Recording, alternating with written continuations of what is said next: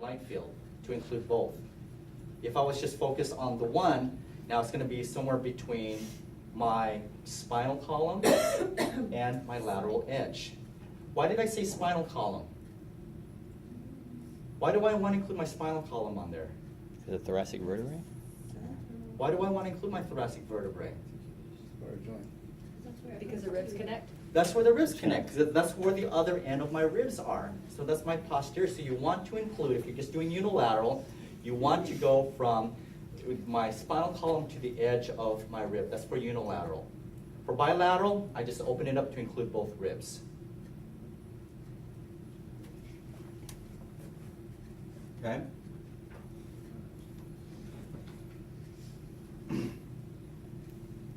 Okay.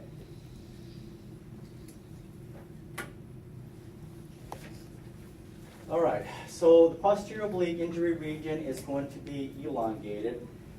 Here's another test question too, is the reason for, another reason why you would oblique the patient. So first of all, it elongates the rib of interest. What it also will do is it will take your spinal column away from the rib of interest.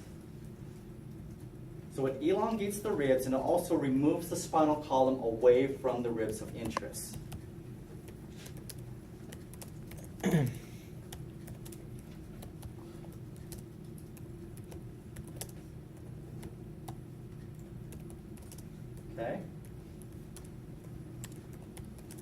Any questions before I move forward?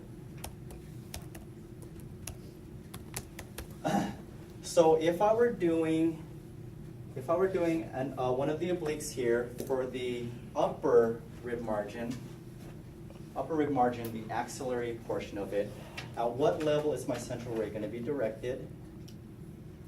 T7. Still at the level of T7. The patient's just oblique, but it's still at the level of T7. And if it's for lower ribs, where is it going to be? Is it midway between the xiphoid Midway between the xiphoid and what? crest? Your iliac crest. Okay, same thing as the AP or PA. It's just the patient is oblique. All right. So again, posterior oblique. Rib of interest is going to be the left axillary. I'm sorry, posterior oblique, you're looking at the axillary rib closest to the image receptor. Anterior oblique, you're looking at the axillary ribs furthest away from the image receptor. All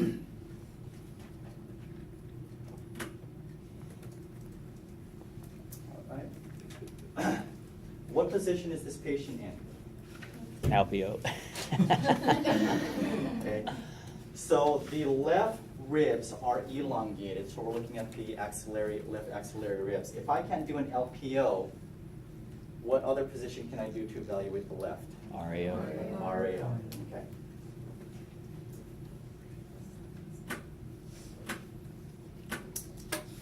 All right, I think we're about done, guys, right? Yeah. All right, here's an AP ribs above the diaphragm. Patient didn't hold the breath for us. Drowning victim, no, only partial aeration of lungs, suggesting death may not have been due to drowning.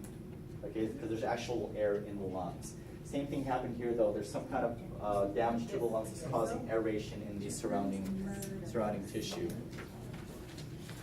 Okay, do we get 10 set of ribs here? They're dead, aren't they?